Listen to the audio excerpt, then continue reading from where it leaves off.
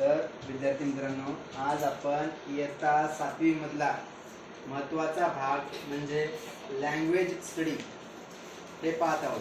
आपण सर्वजण काय करतो, पाठ वाचत्या, धडा वाचत्या, होय नाही? म्हणजे तिन्ही टाइम हा पाठ आहे किंवा तुमचं पार्ट 1 पार्ट 2 मधले चॅप्टर जे आहेत ते चॅप्टर वाचतात, पण चॅप्टरच्या मागे काय असतात, क्वेश्चन्स असतात, ते लँग्वेज स्टडीचा भाग असतो, ते आपण वाचत नाही। हे पण महत्त्वाचं आहे, ठीक आहे? तर ते आपण पाहूयात। हे भाग 2 मधला आहे। भाग 1 मधलं आपण परत रिव्हिजन करू वाटल्यास, पण आता आपण भाग 2 मध्ये कोणते कोणते लँग्वेज स्टडी, लँग्वेज म्हणजे भाषा, भाषेचा अभ्यास, त्याच्यामध्ये तुम्हाला ग्रामरची ओळख करून दिली जाते। लँग्वेज स्टडी मध्ये ग्रामरची ओळख करून दिली जाते। तर पार्ट 2 भाग 2 मधले सर्व लँग्वेज स्टडीचे 4 पॉइंट आहेत, चारही पॉइंट इथं आपण पाहत आहोत। हा, सर्व लक्ष द्या। लँग्वेज स्टडी आणि लँग्वेज स्टडी सर्व येतील आहे, 5वीला पण आहे, 6वीला पण आहे, 7वीला पण आहे। तिथं म्हणाले पहा, you have learn in standard 6, तुम्ही 6वीत अभ्यासला म्हणाले। You have learn in standard 6 that verbs, verbs, verbs म्हणजे क्रियापद, क्रियापदाला दुसरा काय शब्द आहे, ऍक्शन वर्ड्स, ठीक आहे ना? verbs have different forms, क्रियापदाची वेगवेगळी रूपे असतात, 4 रूप असतात, तुम्हाला माहित आहे। to show the time at which the action happens, म्हणजे त्या रूपावरून समजते, क्रियापदाच्या रूपावरून समजते की ते कोणत्या काळातील शब्द आहे। क्रियापदाचे किती रूप असतात, 4 रूप असतात, हो की नाही? आता एक समजा इथे क्रियापद आहे लिव्ह, काय लिव्ह, LIVE, हे झालं क्रियापदाचं पहिलं रूप V1। LIVED, हे झालं क्रियापदाचं दुसरं रूप V2। V म्हणजे वर्ब, क्रियापदाचं पहिलं रूप असं दाखवता, V1 V2। LIVED, हे झालं क्रियापदाचं तिसरं रूप, आणि LIVING, हे झालं क्रियापदाचं चौथं रूप। असे क्रियापदाचे 4 रूप असतात, हो की नाही? ठीक आहे, लक्षात ठेवा। आणि हे जे आहे, या ठिकाणी क्रियापदाला काय लागले बघा, क्रियापदाला काय लागले, ईडी लागलं, या ठिकाणी क्रियापदाला ईडी लागलं। आणि ज्या क्रियापदाला ईडी लागून दुसरं तिसरं रूप होत असते, क्रियापदात 4 रूप असतात, क्रियापदात दुसरं रूप तिसरं रूप, त्याला ईडी लागून जेव्हा क्रियापदाचे रूप होतात त्याला क्रियापदाचे कोणते रूप म्हणतात, रेग्युलर वर्ब्स। त्याला काय म्हणायचं, regular verbs, REGULAR, regular verb, नियमित क्रियापदे। कोणते क्रियापद म्हणायचं, नियमित क्रियापदे। ज्यावेळेस क्रियापदाचे रूप ईडी लागून होतात त्यावेळेस त्या क्रियापदांना कोणते क्रियापद म्हणतात, नियमित क्रियापदाचे रूपे। काय म्हणायचं, नियमित क्रियापद। समजायला का, ईडी लागून व्हायले, आणि ज्याला होत नाही त्याला म्हणायचं इरेग्युलर वर्ब्स। कोणते म्हणायचं, इरेग्युलर। आता इरेग्युलर कोणते बघा, ईडी लागून झालं की रेग्युलर, आणि ईडी लागून झालं नाही की इरेग्युलर। आता इरेग्युलर बघू दे, एक उदाहरण, REGULAR,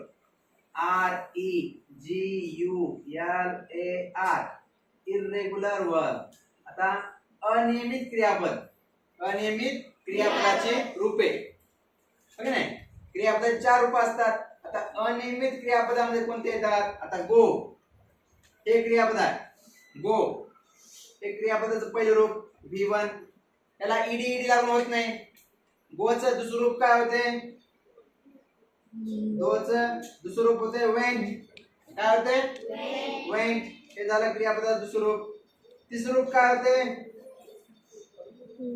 गॉन, काय होते, गो, वेंट, गॉन, आणि चौथं रूप काय होते, गोइंग, हे झालं क्रियापदाचं चौथं रूप। बघा आता ह्याला ईडी लागून झालंय का, म्हणून ह्याला म्हणायचं कोणते रूप म्हणायचं क्रियापदाचे, इरेग्युलर, म्हणजेच अनियमित क्रियापदाचं रूप. समजलं का? रेग्युलर वर्ब्स, इरेग्युलर वर्ब्स हे लक्षात ठेवा. आता क्रियापदाच्या रूपाचे दोन प्रकार पडतात. रेग्युलर वर्ब्स ईडी लागून तयार होणारे आणि इरेग्युलर वर्ब्स ईडी लागून न तयार होणारे. बघा ना, ठीक आहे. हे झालं आपण क्रियापदाचे रूपाचे प्रकार पाहिले. आता पुढे पास्ट टेन्स, प्रेझेंट टेन्स आणि future tense.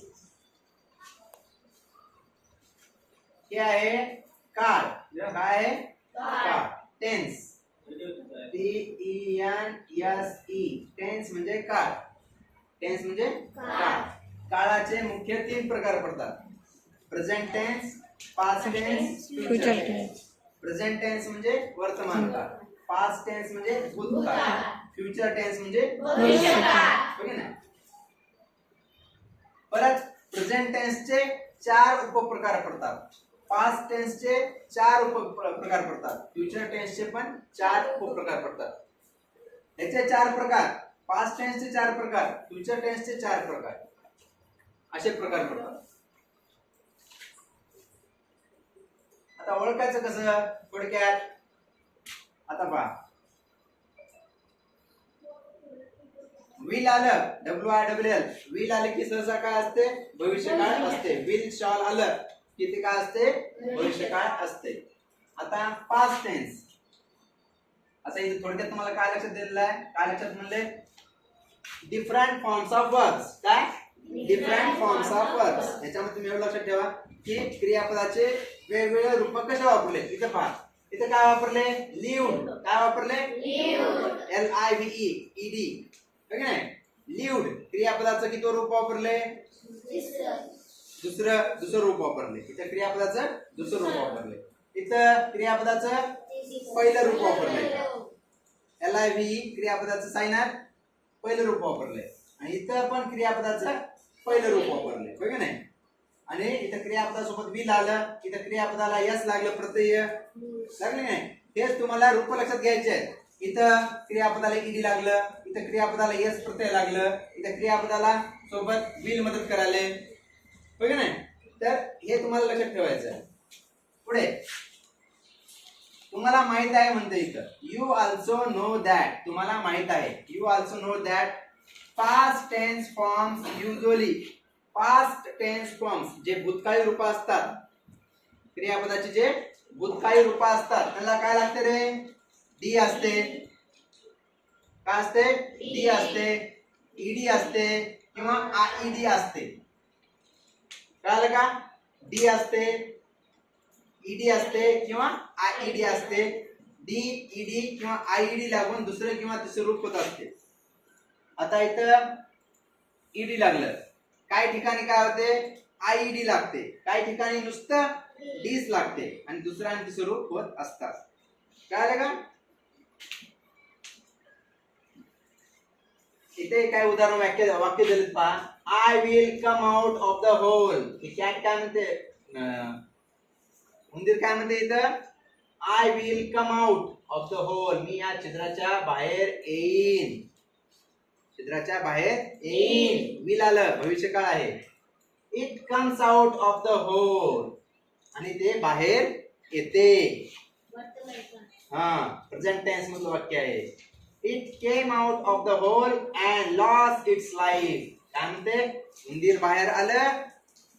It came out of the hole and lost its life, आणि त्याचं जीवन संपलं. कारण का बाहेर कोण असते ते दाखवले, बघ नाही. उंदीर बाहेर येते आणि लॉस्ट इट्स लाईफ, त्याचं जीवन संपूनच जाते. एक इथं काही वाक्य दिले, समजा एक उदाहरण म्हणून वाक्य दिले. हे आहे फ्युचर टेन्सचं वाक्य, विल आलं. हे आहे प्रेझेंट टेन्सचं वाक्य आणि हे पास्ट टेन्सचं वाक्य. पास्ट कशामुळं? कारण काय इथे क्रियापदाचं दुसरं रूप आहे. पहिलं रूप तर कम, कम, केम, कम, कमिंग असे रूप आहेत कमचे. इथे दुसरं रूप आलं म्हणून पास्ट टेन्स. कळालं का? पुढे पहा काय म्हणते बघा.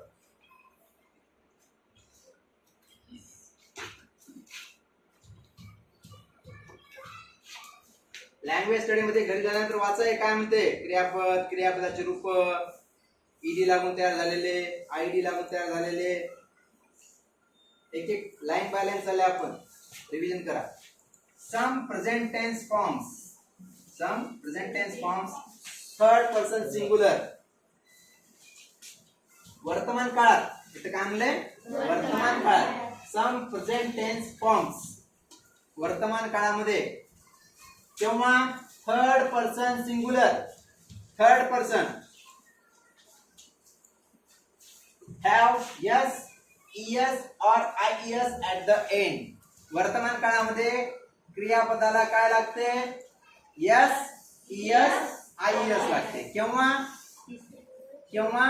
ज्यावेळेस करता काय असतो, थर्ड पर्सन सिंगुलर.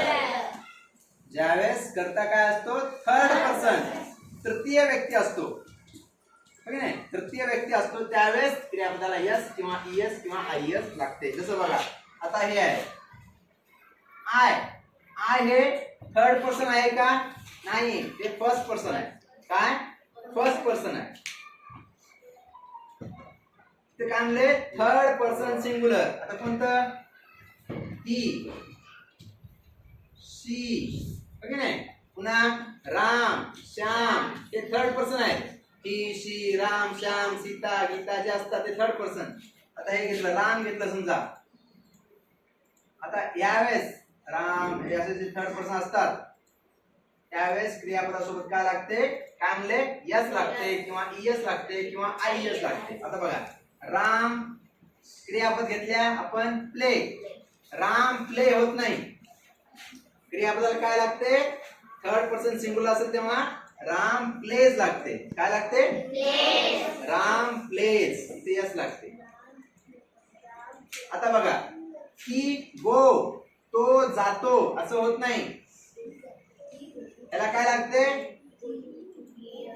ईएस लागते. पुन्हा आयएस, शी, ती काय करते, क्राय, क्राय होते का, होत नाही. काय होते इथं, शी क्राईज, शी ती रडते. असं हे क्रियापदाला प्रत्येकाला इथं यस लागलं, इथं गोचं ईएस झालं आणि क्रायचं वाय जाऊन आयएस झालं. कळलं का. ज्यावेळेस थर्ड पर्सन सिंगुलर हे सगळे एकवचनी आहेत, राम एकटाच आहे, ही एकटाच आहे, शी एकटीच आहे, पण हे सगळे कसे आहेत, थर्ड पर्सन, तृतीय व्यक्ती आहे. त्याच्यामुळे इथं क्रियापदाला काय लागलं, यस लागलं किंवा ईएस लागलं किंवा आयएस लागलं. लागलं की नाही. पुढे present tense forms used with I. पुढची वेळ पहा, हे तर झालं क्रियापदाला यस लागलं, ईएस लागलं, आयएस लागलं, हो की नाही. Present tense forms used with I. आता आय सोबत लागत नाही, वी सोबत लागत नाही, दे सोबत लागत नाही, यांच्या सोबत लागत नाही. कोणासोबत लागते, थर्ड पर्सन सिंगुलर. कोणते, राम, श्याम, तो, ती, हो की नाही. आता हे सगळं नाव वगैरे, तो, ती. आता ह्यांच्या सोबत लागत नाही, ह्यांना हेच सांगायलंय की बाबा ह्यांच्या सोबत लागत नाही. थर्ड पर्सन सिंगुलर सोबत लागते पण ह्यांच्या सोबत लागत नाही. I, we, you, they do not have S, ES और आयएस. ह्यांच्या सोबत लागत नाही. आता हे आलं समजा, पहा कंटिन्यू करा. हा, तर यांच्या सोबत काय येत नाही म्हणलंय. आय, वी, यू, दे यांच्या सोबत क्रियापदाला यस, ईएस, आयएस लागत नाही. आता बघा हे घेतल्या, आय घेतल्या, आय सोबत नुसतं प्लेस येते, आय प्लेस येते. दे घेतल्या, दे सोबत दे जम्प एवढंच येते, त्याला यस लागत नाही. दे जम्प. दुसरं काय, यू घेतल्या, यू क्राय एवढंच येते, यू क्राईज असं येत नाही. पुन्हा वी, आम्ही, याच्यासोबत पण यस, ईएस, आयएस लागत नाही. वी राईट, आम्ही लिहितो असंच येते, यस, ईएस, आयएस लागत नाही. कळलं का. तुम्ही लक्षात ठेवा, याच्यासोबत I, we, you, they do not have yes, yes or is. त्यांच्यासोबत जे क्रियापद येते त्यासोबत yes, yes, is लागत नाही. ठीक आहे. पुढचं पाहू दादा.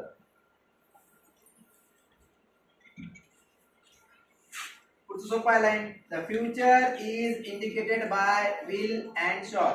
भविष्य काय विल किंवा शॉल न वापरलं जाते. भविष्यकाळात विल शॉल असतेच. ओके नाही. पुढे पुढे आता तुम्हाला एक उदाहरण सांगितलं पहा, करा म्हणून. हे तुम्हाला सोडवा म्हणून सांगितलं आहे. सोपा आहे अतिशय, फक्त लक्ष द्या. बघितले आपण regular verb, irregular verb. Okay नाही. पुन्हा यस, यस, आय एस केव्हा लागते क्रियापदाला आणि कोणासोबत लागत नाही, एवढंच होतं. बरोबर आहे. थर्ड पर्सन सिंग्युलर सोबत क्रियापदाला यस, यस, आय एस लागते. आय, वी, यू, दे याच्यासोबत यस, यस, आय एस क्रियापदाला लागत नाही. एवढंच लक्षात ठेवायचं, काय अवघड नाही, पण महत्वाचं आहे खूप. बरं जणांना हेच माहित राहणार की बाबा यस, यस, आय एस केव्हा लागते. ते चुका करतात, वापरतच नाही, तसंच लिहून टाकतात. ठीक आहे. पुढे आता पहा. Use any 5 of the following words in your own sentence to show the past, present and future tenses. So use any 5 of the following. याच्यापैकी कोणते 5 लिहा म्हणले, तसं तुम्ही सरळ लिहायला पाहिजे. कोणते 5 लिहा म्हणले. 5 of the following words in your own sentence to show the past, present and future tenses. आता एक घेतलं बघा. Light, light, likes, will like. आता हे वाक्य करायचे. 5चं वाक्य केल्या समजा. एक लाइट, एक घेतल्या. कोण? प्रज्ञा, PRADNYA. प्रज्ञा लाइट, प्रज्ञाला आवडलं. चालेल. ते काय झालं, भूतकाळाचं वाक्य झालं. प्रज्ञा लाइट. आता काय आवडलं तुझ्या नाव समोर लिहू शकतीस. प्रज्ञा लाइट टी, प्रज्ञाला चहा आवडली. झालं.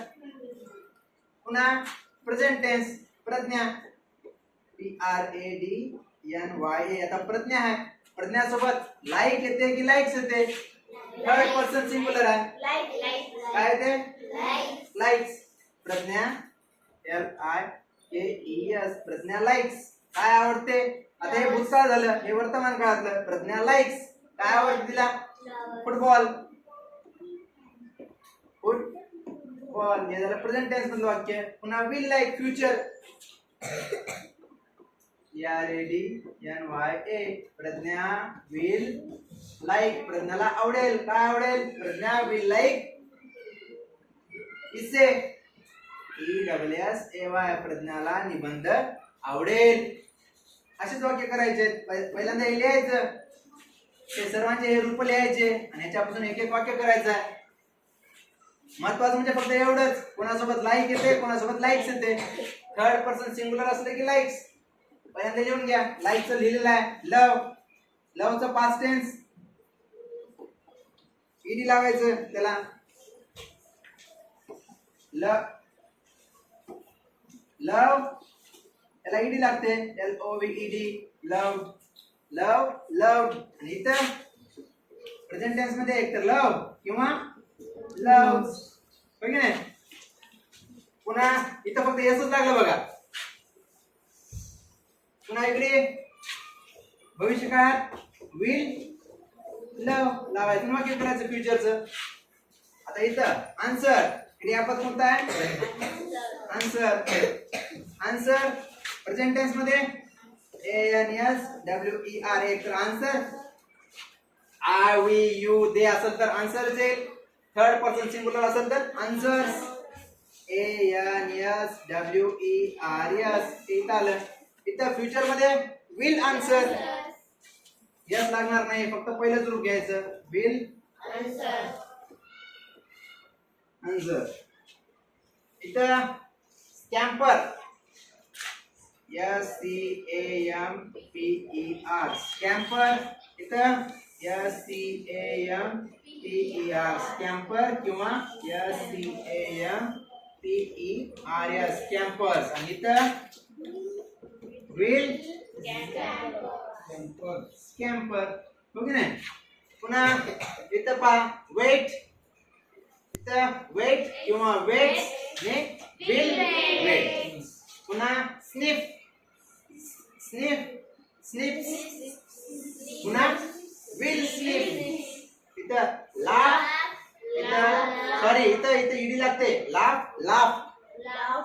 ईडी लागते, लाफडं नाही, लाफ. त्याचा उच्चार सायलेंट करायचा असते. Laugh, laugh. इथं काय ते लाफ, इथं लाफ किंवा लाफ्स, आणि इथं विल झालं. आणि याचे वाक्य करायचे. पहिलं मी करून दाखवलं पहा. आता एक समजा घेतला आपण आन्सर. आन्सर घेतलं, पास्ट टेन्स मध्ये काय येते? ANSWERED, answered. इथं ईडी स्कॅम्पर्ड. ठीक आहे. आता हे पास्ट टेन्स मध्ये ईडी लागते, भूतकाळात ईडी लागते. आन्सर्ड. एक वाक्य, तुझं नाव काय रे? ओंकार. ओंकार, पहिलं वाक्य लिहिलं मी. ओंकार आन्सर्ड, ओंकारनं उत्तर दिला. ओंकार आन्सर्ड, ओंकारनं उत्तर दिला. कशाचं उत्तर दिला? ओंकार आन्सर्ड क्वेश्चन, प्रश्नाचं उत्तर दिला. प्रेझेंट टेन्स मध्ये ओंकार, प्रेझेंट टेन्स मध्ये काय? आन्सर येईल की आन्सर्स येईल? आन्सर्स, थर्ड पर्सन आहे ना. Omkar ANSWERES, Omkar answers. ओंकार उत्तर देतो. ओंकार आन्सर्स. कशाला उत्तर देतो? To question. Omkar answers to question. Omkar प्रश्नाचे उत्तर देतो. म्हणजे future. Omkar will answer question. चल, असे वाक्य करायचे प्रत्येकाचे. तीन तीन, सगळ्याचे तीन तीन वाक्य होतात. ठीक आहे. इथे काही वाक्य करून दाखवत बघा. भूतकाळातले वाक्य. लास्ट इयर, गेल्या वर्षी. गेल्या वर्षी म्हणजे भूतकाळ. Last year I wrote poems. Wrote क्रियापदाचं दुसरं रूप आलं. कोणतं क्रियापदाचा प्रकार आहे? रेग्युलर आहे की इरेग्युलर आहे? इरेग्युलर, कारण काय ईडी लागल नाही. पहिलं रूप काय? WRITE, write. दुसरं रूप WROTE, रोट. तिसरं रूप WRITTEN. चौथं रूप WRITING, रायटिंग. आता इथं दुसरं रूप आलं म्हणजे भूतकाळ आहे. लास्ट इयर म्हणजे गेल्या वर्षी. गेल्या वर्षी म्हणजे काय असते? भूतकाळ असते. Last year I wrote poems. आता क्रियापदाचं पहिलं रूप आलं. Now I write short stories. Now म्हणजे आता, आता म्हणजे present tense. Now I write stories. Future, in future, भविष्यकाळात. I will write novels. मी काय करेल? कादंबऱ्या लिहिल. असं काय तुम्हाला काळांची ओळख करून दिली आहे. Present tense, past tense, future tense. हे इथे केल्या तुम्ही. आता इथं पुढे काय सांगितलं पहा. Can you complete the following table. खालील टेबल तुम्ही पूर्ण करू शकता काय? Can you complete the following table. Note that these verbs have irregular past tense forms. Note that, लक्षात ठेवा की यांचे रूप करताना काय आहे? ते इरेग्युलर आहेत. ईडी लागून होत नाही त्यांचे रूप. ईडी लागून होत नाही. बघा इथं पहिलं रूप एक तर गो किंवा गोज. गो प्रेझेंट टेन्स मध्ये याचा वापर काय होतो? एक तर गो वापरतात. आय, वी, दे असेल तर गो वापरायचं. थर्ड पर्सन सिंग्युलर असले की गोज वापरायचं. त्याच्या अगोदर बघितलं की नाही? गो किंवा गोज. इकडे वेंट, इकडे विल गो. कम, कम किंवा कम्स. याचं दुसरं रूप केम. तिसरं रूप पहिले आता विल कम, विल कम. आता इट, इटचं दुसरं रूप ईडी लागून होत नाही म्हणून याला काय म्हणले? इरेग्युलर म्हणले. काय म्हणले? इरेग्युलर. हा, मग इटचं दुसरं रूप एट, एटी, इट, एट. इकडे विल इट. हा, गेव, दुसरं रूप गेव. पहिलं रूप काय म्हणून? हा, GIVE, गिव. किंवा इथं काय करायचं?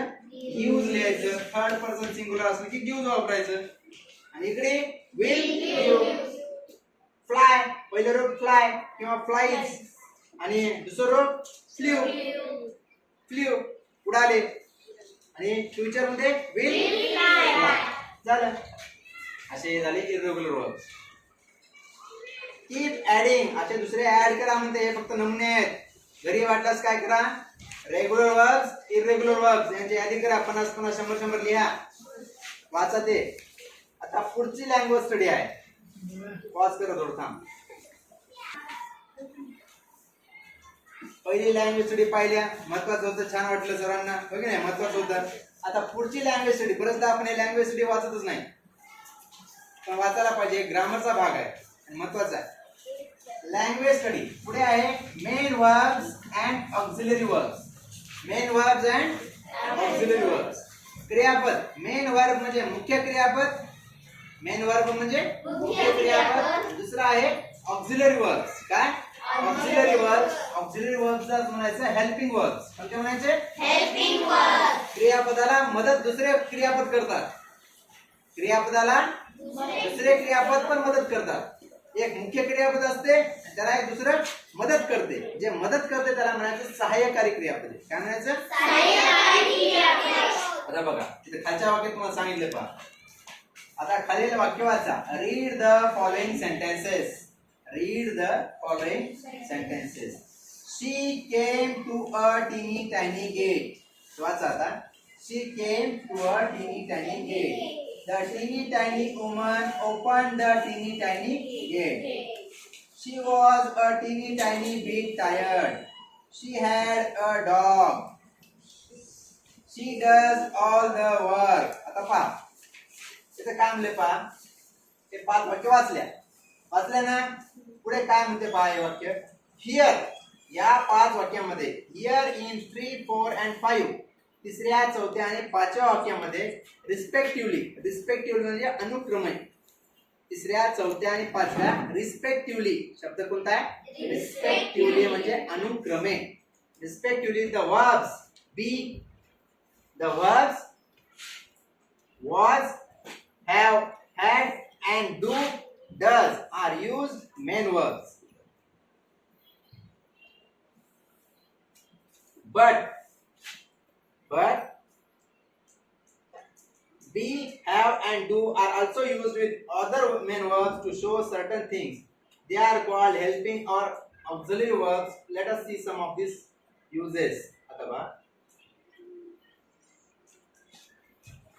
काय म्हणले. तिसऱ्या, चौथ्या आणि 5व्या वाक्यामध्ये. हे तिसरं वाक्य, चौथं वाक्य आणि 5वं वाक्य.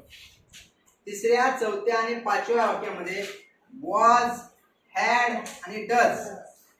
was, had आणि does हे काय म्हणून आलेत रे? मुख्य क्रियापद म्हणून आलेत. काय? मुख्य क्रियापद. याच्यामध्ये दुसरं कोणतं क्रियापद दिसायला का रे? बघा बरं. दुसरं कोणतं क्रियापद म्हणजे लिहिणे, कोणतंही समजा कोणती क्रिया कराली असं शब्द दिसायला का? इथं जसं दिसायले हे बघा. शी केम ती आली. इथं कोणतं क्रियापद आलं? येणे. इथं टीनी टायनी हे नाउन झालं. टीनी टायनी वुमन आणि हे ओपन. ओपन हे काय झालं? क्रियापद झालं, उघडलं. इथं कोणतं दिसायला का क्रियापद? टीनी टायनी हे तर ऍडजेक्टिव्ह झालं. टायर्ड हे क्रियापद झालं. शी वॉज अ बिट टायर्ड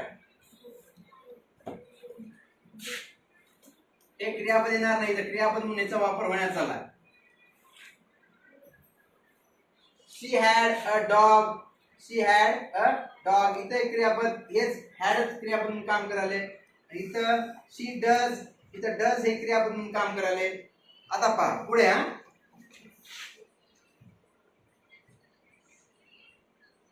आता हे ऑक्झिलरी वर्ब डू.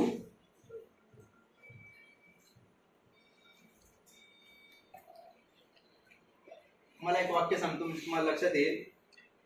पहा एक मेन क्रियापद असते आणि एक सहाय्यकारी क्रियापद असते. एक मेन क्रियापद असते, दुसरं सहाय्यकारी क्रियापद असते. आपण एक वाक्य पाहू साईडला, दुसऱ्या याच्यावर पाहू असतात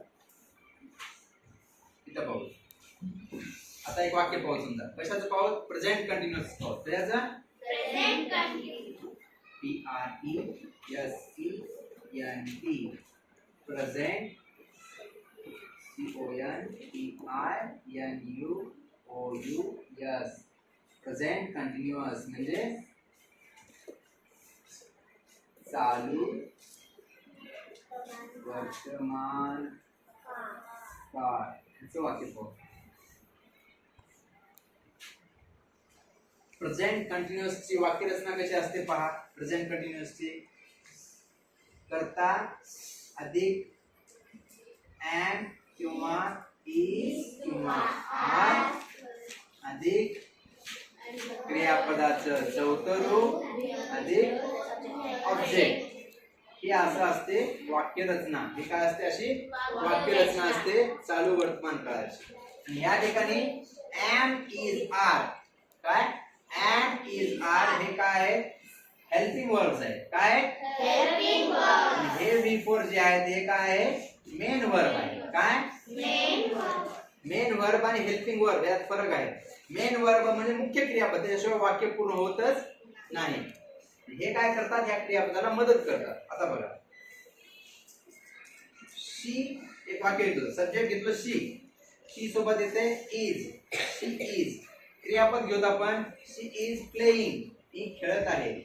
शी इज प्लेइंग, काय खेळत आहे? कर्म. शी इज प्लेइंग क्रिकेट, ती क्रिकेट खेळत आहे. आता पहा, या ठिकाणी क्रिकेट हे काय आहे रे? नाउन आहे. काय शी हे काय? सब्जेक्ट करता आहे. प्लेइंग हे काय? क्रियापद आहे. काय आणि हे इज जे आहे हे काय आहे? Helping verb. Helping verb. काय हेल्पिंग वर्ब. हेल्पिंग वर्ब ह्यालाच काय म्हणायचं? Auxiliary verb. काय म्हणायचं? Auxiliary verb. हे मुख्य क्रियापद आणि हे याला मदत करते. अन्नपूर्णा, हे आहे मुख्य क्रियापद आणि हे याला मदत करते. तर मग हेल्पिंग वर्ब कोणते? हेल्पिंग वर्ब म्हणजेच ऑक्झिलरी वर्ब कोणते? am is are, was were, do does did. am is are, was were, do does did, have has had. Okay ना? पुन्हा shall will, can, could, may, might, must, have to, has to, used to. हे सगळे काय आहे? must to. Right. हे सगळे काय आहे? Auxiliary verbs. काय सहाय्यकारी क्रियापद आहेत. ते क्रियापदांना मदत करतात. काय करतात? क्रियापदांना मदत करतात. तुम्ही लक्षात ठेवा, am is are, was were, can could, have has had, have to, has to, must, shall, will, should, would. Very good. हे सगळे काय आहे? काय ऑक्झिलरी वर्ब्स. काय ऑक्झिलरी वर्ब. ऑक्झिलरी वर्ब्स काय म्हणायचं? Helping verbs. ते काय करतात? मुख्य क्रियापदाला मदत करतात. काय करतात? मुख्य क्रियापद म्हणजे कोणते? लिहिणे, वाचणे, जेवणे. ते मुख्य क्रियापद, ते त्याला मदत करतात. ठीक आहे.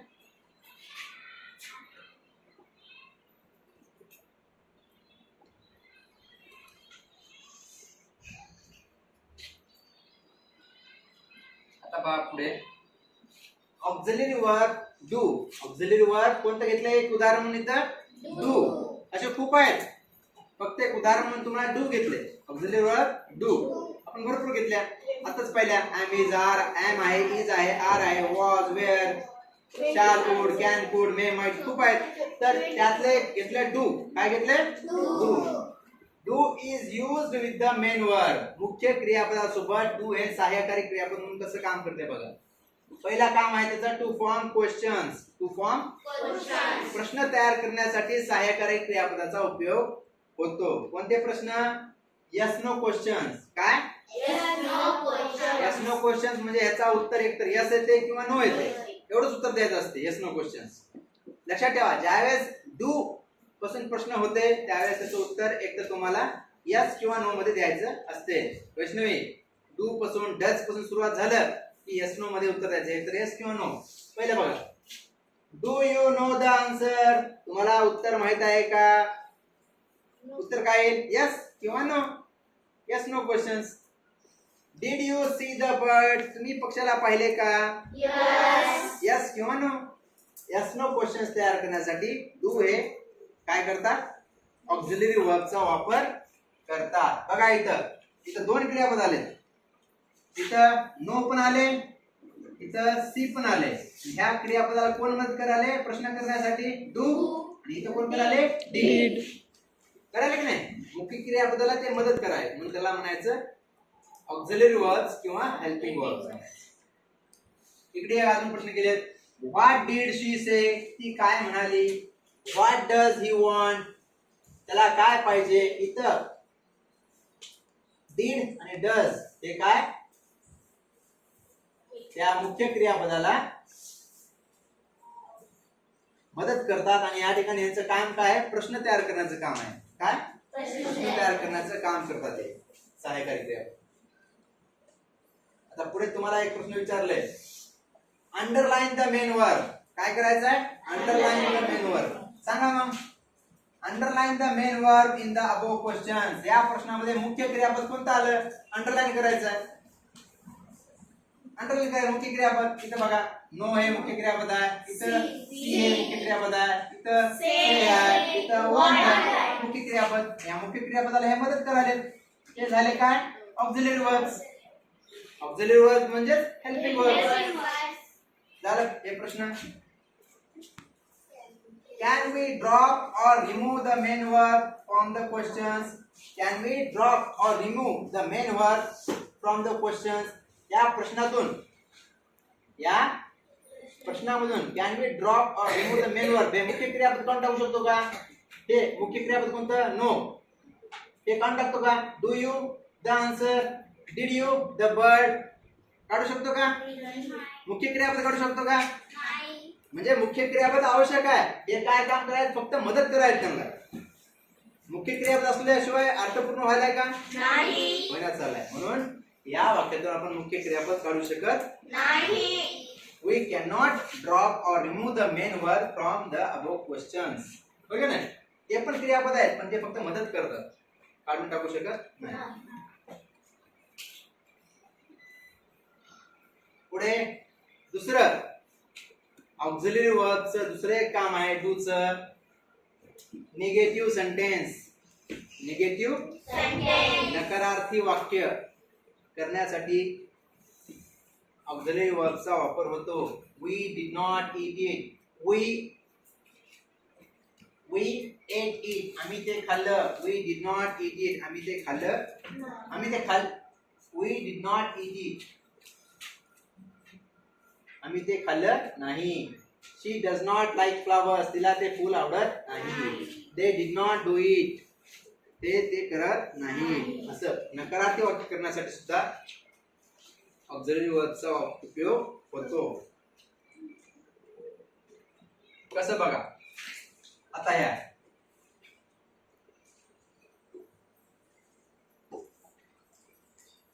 एक घेतलं, I like apple, I like apple. हे झालं वर्तमानकाळी वाक्य. कोणतं झालं? वर्तमानकाळी वाक्य. सॉरी, होकारार्थी वाक्य झालं. मला आवडते. काय? मला आवडते. मला आवडत नाही. मला आवडत नाही. काय म्हणसाल? काय म्हणसाल? I don't. काय? हे वर्तमान काळी वाक्य आहे. वर्तमान काळातलं वाक्य आहे म्हणून याला सोबत डू वापरतात. डूचं don't. I don't like apple. काय म्हणतात? म्हणजे नकारार्थी वाक्य करण्यासाठी आपण काय करतो? सहाय्यकारी क्रियापदाचा उपयोग करतो. कळलं का? To form negative sentence. कळलं का? म्हणजे असं हे सहाय्यकारी क्रियापदाचा उपयोग आहे प्रश्न तयार करण्यासाठी. टू फॉर्म निगेटिव्ह सेंटेन्स, नकारार्थी वाक्य करण्यासाठी सही. विचारा, इथं खाली काही नकारार्थी वाक्य दिलीत बघा. नकारार्थी म्हणजे त्याच्यात नाही आलं. नकारार्थी म्हणजे त्याच्यामध्ये नाही आलं. They are not serious about their studies. They are not serious about their studies. ते त्यांच्या अभ्यासाबद्दल बिलकुल सिरियस नाही. साई लक्ष द्या. They are not serious about their studies. They don't know what they are missing. They don't know, त्याला माहीतच नाही. सगळ्यामध्ये नाही नाही आले. नाही आलं म्हणजे ते काय आहे? निगेटिव्ह सेंटेन्स आहे. They don't know what they are missing. She does not play. ती खेळत नाही. We don't like to study. आम्हाला अभ्यास करावा वाटत नाही. Don't be so negative. जास्त निगेटिव्ह राहू नका. सकारात्मक विचार करा. सगळ्यामध्ये निगेटिव्ह आलं. नाही नाही नाही आलं म्हणजे हे सगळे काय? Negative sentence. काय? Negative sentence. नकारार्थी वाक्य, नाही असलेलं वाक्य आहे म्हणून याला म्हणायचं negative sentence. 2 minutes of oral work. तुम्हाला तोंडी काम किती दिले? Tell us as many negative sentences as possible within 2 minutes. Tell as many negative sentences. जितकं झालं तितकं नकारार्थी वाक्य सांगायचं. काय? फक्त नकारार्थी. I don't like apple. I don't play cricket. I don't eat non-veg. पुन्हा I did not स्पीक मी बोलले नाही. पुन्हा असे जितके झाले तितके समजा नकारार्थी काय it is impossible, it is impossible, ठीक आहे. इट इज नॉट पॉसिबल नाही आलं त्याच्यात नॉट आलं म्हणजे काय झालं ते काय म्हणले निगेटिव्ह सेंटेन्स. नाही नाही त्याच्यात नॉट आलं पाहिजे नकारार्थी वाक्य तुम्हाला सांगायचे. पुढचा आहे